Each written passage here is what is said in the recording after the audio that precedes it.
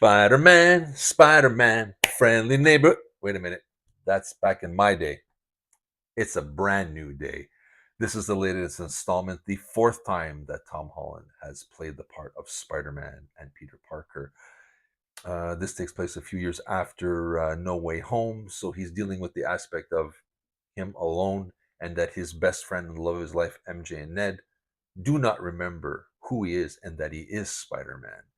So he's coming to terms. This is now hitting him hard as time goes on. That as Spider-Man, he's loved by New York, by the city.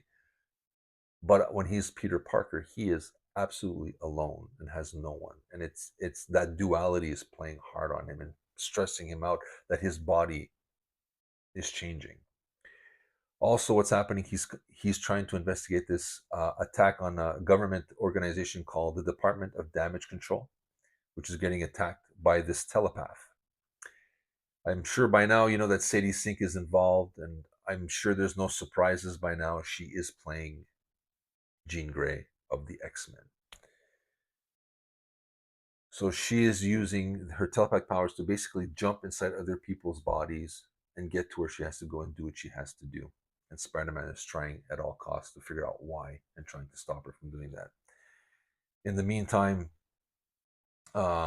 we come into contact with some old friends from the Marvel universe, which I was initially worried about. First off, uh, John Bethal as Punisher coming in here, I was worried with the trailer, thinking that they toned it down and that how are you going to get this guy who's really a hardcore guy and Spider-Man who's kind of the moral compass. I know the yin yang thing could play really fun in an older rated R movie like a Wolverine Deadpool, but this is never going to be rated R. So I thought this was going to be the weak point of the movie, and I thought maybe he'll just be in there for 30 seconds and move along. We'll swing by. Oh, hi, Frank. Whatever.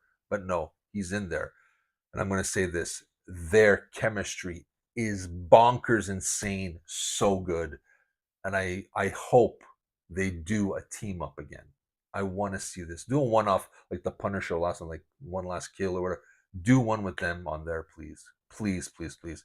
They are phenomenal together. I loved it.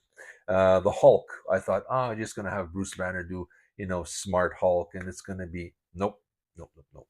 But the way to bring him in is because of these changes in Peter.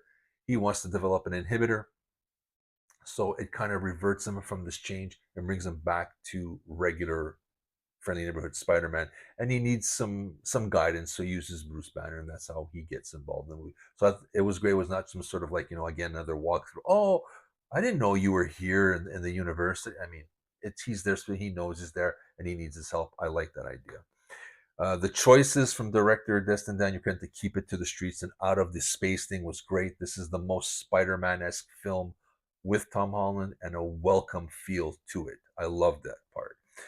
He's made some strong choices again, keeping that MJ and Ned do not remember throughout the film. I thought was great. I thought for sure that, oh, they're gonna need another spell, or Spider-Man will look into MJ's eyes and they fall in love. I was expecting some sort of Disney-esque kind of thing, and that didn't happen. There's a scene where MJ finds the letter that Peter wrote and says, "The girl on here, right, that you're writing about, I can see why she loves you, but I'm not that girl. I don't know you." And you can see he says he loves her, and he gets nothing back.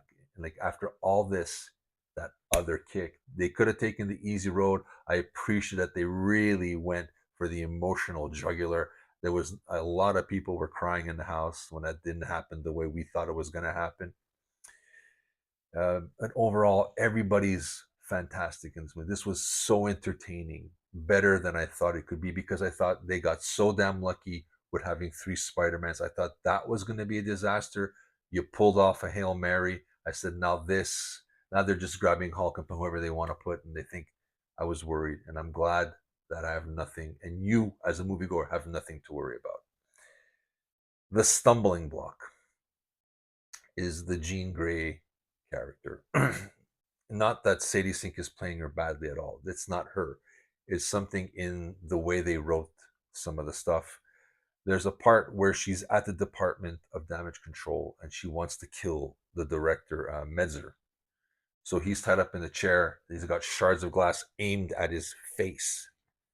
When she realizes that her sister has died in this room, this thing VMAX that she's been searching for is actually a ventilation max that got scratched out, and that was probably the last thing she saw before she just looked up and died or something. Tragic events. Spider-Man comes in and she's like, come one step closer. I'm killing this guy. And he goes, "You're not a killer." And that's when kind of the movie dipped a little for me in its potential to being probably the best Spider-Man movie with Tom Holland. Because if you watch the movie, there's a scene where she takes MJ and controls her, and she plays this cruel game with Peter where Peter believes MJ remembers him.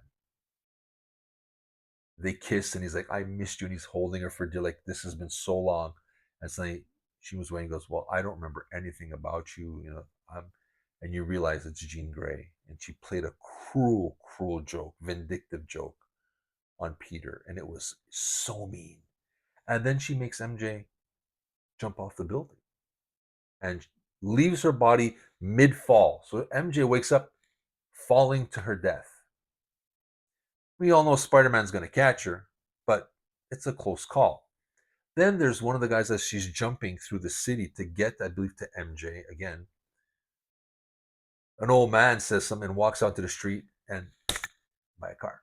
Now, he's not a superhero, so I'm assuming he's a little squishy and a little all over somebody's dashboard by now.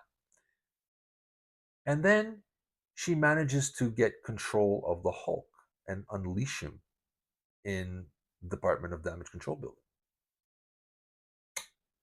Hulk can kill a lot of people. So when that scene comes out and he goes, "You're not a killer," this is where the movie kind of went for me for a second. I went, "But yeah, you are. You're Dark Phoenix already kind of thing going on because you are willing to kill anybody to get to the answer." So when he said that, that was the stumbling block in the film for me, that portion. And so then at that part of the film onward, I kind of went, you had me all the way to that point, and then I went, oh, and then it kind of comes back. There's a beautiful scene between Punisher and Spidey in the hospital that kind of gives it a saving grace. So that's the only thing I didn't like about it, was that I think that was a mistake.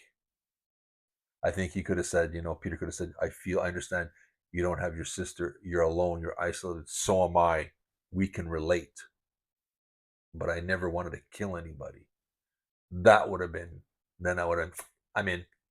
This was like, I'm in, I'm out. And then I came back in. So there was that little jolt of like, you misstep there. So overall, I'm going to say it is a fantastic movie, except for that misstep. And if you're looking to be entertained, and if you think that comic book fatigue has set in, I'm telling you, the people in the audience were quite pleased with this movie. So no matter how many Spider-Mans you've seen, if they're done well, good time at the theater. And this is done well. Minor misstep here and there with some things, but overall, I'm going to say the most Spider-Man-esque feeling movie with Tom Holland. And good job. Bravo, guys. You get, 3 webs out of 5, 3.5 webs out of 5, something like that. Whatever you want to say. And this is Steven, your friendly neighborhood reviewer, talking about Spider-Man Brand New Day. And I'll be seeing you in the theaters, guys.